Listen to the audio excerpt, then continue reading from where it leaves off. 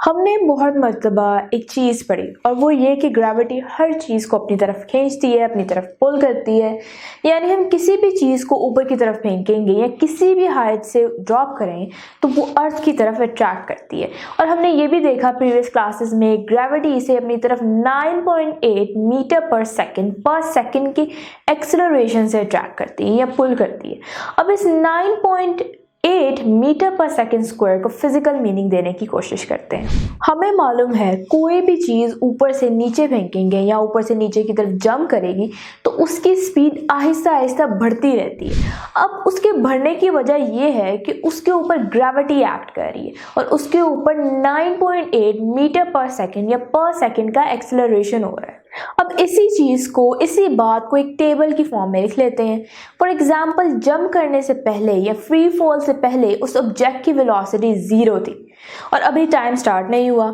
अब वो क्या करता है, जंप करता है, नीचे की तरफ वो चीज़ फॉल करती है और 1 सेकेंड का वक्फा गुजरता है। इस वक्त 1 सेकेंड के बाद उसकी क्या वेलोसिटी है वो हम कैसे मालूम करेंगे? इनिशियल वेलोसिटी थी 0, अब एक्सेलरेशन जो है, जो उसे नीचे की तरफ खींच रहा है, वो तो कांस्टेंट है, अब वो है 9.8। तो हम 0 में 9.8 ऐड करेंगे, आंसर आएगा 9.8 मीटर पर सेकेंड। यानी 1 सेकेंड बाद उस ऑब्जेक्ट की वेलोसिटी होगी 9.8 मीटर पर सेकेंड। फिर थोड़ी देर और गुजरती है, यानी 1 सेकेंड और गुजरता है, तो अब उसकी वेलोसिटी क्या होगी? 2 सेकेंड के बाद हम उसकी प्रीवियस वेलोसिटी जो 9.8 थी उसमें 9.8 फर्दर ऐड कर देंगे, क्योंकि हमें पता है 9.8 मीटर पर सेकेंड इंक्रीज हो रही है उसकी। तो जो 2 सेकेंड के बाद जो उसकी वेलोसिटी होगी वो होगी 19.6। फिर 3 सेकेंड गुजर जाते हैं, अब उसकी वेलोसिटी क्या होगी? 3 सेकेंड बाद वेरी इजी, हम पिछली वेलोसिटी में 9.8 फर्दर ऐड कर देंगे तो आंसर आएगा 29.4 मीटर पर सेकेंड। 4 सेकेंड गुजरते हैं, फिर इस 4 सेकेंड बाद उसकी वेलोसिटी क्या होगी? हम उसमें मजीद 9.8 ऐड करेंगे, जो आंसर आएगा 39.2 मीटर पर सेकेंड उसकी वेलोसिटी होगी। इसी तरह 5, 6, 7, 8 सेकेंड जितनी मर्जी दफ़ा हम वेलोसिटी मालूम कर सकते हैं। अब एक चीज़ हमने पिछले टॉपिक में देखी कि जो ड्रैग फोर्स होती है वो रिटार्डिंग फोर्स भी कही, उसकी मूवमेंट को रिटार्ड करती है, यानी मूवमेंट को ऑपोजिट एक्ट करती है। अब ये जो फॉलिंग ऑब्जेक्ट है इसका वेट इसे नीचे की तरफ लेके आ रहा है, बट ड्रैग फोर्स क्या कर रही है? ड्रैग फोर्स इसको रिटार्ड कर रही है, इसके नीचे आने की स्पीड को रिड्यूस कर रही है। वो कैसे कर सकती है? जब तक वो ऑपोजिट डायरेक्शन में लगे, क्योंकि इस फॉलिंग ऑब्जेक्ट पर फ्रिक्शन पड़ रही है। और वो फ्रिक्शन क्यों पड़ रही है? क्योंकि वो नीचे की तरफ गिर रहा है। तो इन द बिगिनिंग जब ये गिरने लगा था, इसका वेट अगर सपोज 80 kg था, तो ड्रैग फोर्स इस पे 0 kg होगी। क्यों 0 होगी? क्योंकि इसकी तो अभी वेलोसिटी ही 0 है, अभी तो ये गिरा ही है, गिरने ही वाला है। तो टोटल नेट फोर्स जो इसे नीचे की तरफ ला रही है वो होगी 80 - 0, यानी वो होगी 80 kg की फोर्स इसे नीचे की तरफ ला रही है। थोड़ा टाइम गुजर जाता है। अब हमें पता है टाइम गुजरने से क्या देखा हमने पीछे अभी, कि टाइम गुजरने से फॉलिंग ऑब्जेक्ट की वेलोसिटी इंक्रीज होती है। वेलोसिटी इंक्रीज करने का मतलब है ड्रैग फोर्स इंक्रीज हो रही है। पहले 0 थी जब वो गिरने वाला था या गिर रहा था, अब जब उसकी वेलोसिटी इंक्रीज हुई तो उसके ऊपर ड्रैग फोर्स है, सपोज कर लेते हैं वो 25 kg है। तो जो नेट फोर्स जो उसे नीचे की तरफ ले आ रही है वो कितनी होगी? 80, जो नीचे ला रही है 25, जो उसे ऊपर की तरफ ड्रैग कर रही है। तो जो डिफरेंस है वो आएगा 55 का। तो 55 की फोर्स से वो नीचे की तरफ आ रहा है। फिर थोड़ा टाइम गुजरता है, उसका जो वेट है, वेट तो सेम ही रहेगा 80 kg। जो ड्रैग फोर्स है उसके ऊपर लगने वाली, उसकी वेलोसिटी बढ़ने की वजह से इंक्रीज हो गई ड्रैग फोर्स, हम कहते हैं 70 होगी। तो डिफरेंस लेंगे 80 - 70, आंसर आएगा 10।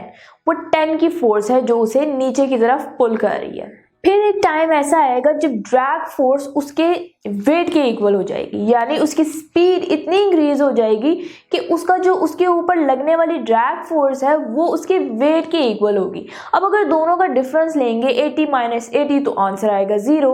तो अब जो नीचे की तरफ उस पर नेट फोर्स लग रही है वो हो गई 0। तो इसका मतलब अब वो एक कांस्टेंट वेलोसिटी से नीचे की तरफ गिरेगी। इस वेलोसिटी को जब वेट और ड्रैग फोर्स इक्वल हो जाए तो नेट फोर्स 0 हो जाती है और उस वक्त जो वेलोसिटी होती है उसे हम टर्मिनल वेलोसिटी कहते हैं। टर्मिनल का मतलब खत्म हो जाना, तो drag force total net force उस पर खत्म हो गई, टर्मिनेट हो गई, तो इस वजह से हम इसे टर्मिनल वेलोसिटी कहेंगे। अब हम ये चाहते हैं इस टर्मिनल वेलोसिटी की इक्वेशन ड्राइव करें, इक्वेशन बनाएं। तो फर्स्ट स्टेप हमारा क्या होगा, हमने देखा कि नेट फोर्स जो है वो फॉर एग्जांपल हम वाटर ड्रॉपलेट की बात करते हैं, तो जब वो नीचे की तरफ गिर रहा होता है तो नेट फोर्स वेट और ड्रैग फोर्स का डिफरेंस होता है और टर्मिनल वेलोसिटी पे वेट और ड्रैग फोर्स इक्वल हो जाते हैं, जिसकी वजह से नेट फोर्स 0 हो जाती है। तो हम लिख सकते हैं weight is equals to drag force at terminal velocity.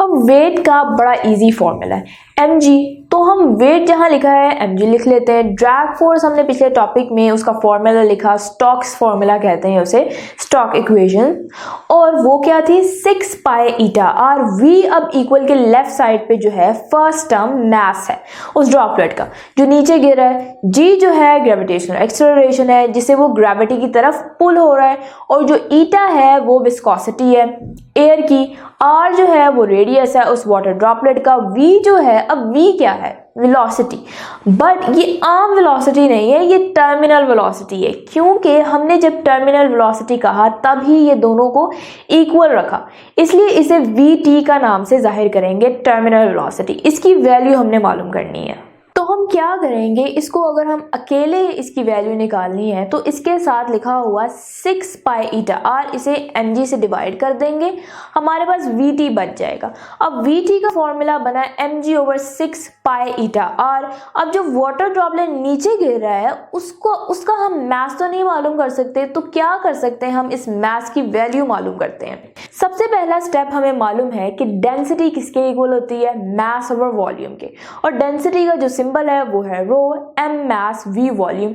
यहां से मैं m अलग निकालना चाहूं तो v दूसरी तरफ जाकर रो से मल्टीप्लाई हो जाएगा, तो m की वैल्यू आ जाएगी m is equals to rho v।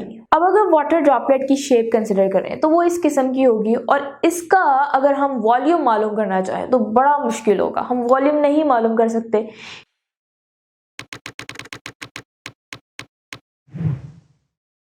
अगर आप ये लेक्चर कंप्लीट देखना चाहते हैं और उसके साथ साथ हज़ारों MCQs और उनकी एक्सप्लेनेशंस चाहते हैं तो अभी कृपया गूगल प्ले स्टोर पे जाइए और डाउनलोड कीजिए ऐप हिप्पो ई-लर्निंग प्रोग्राम।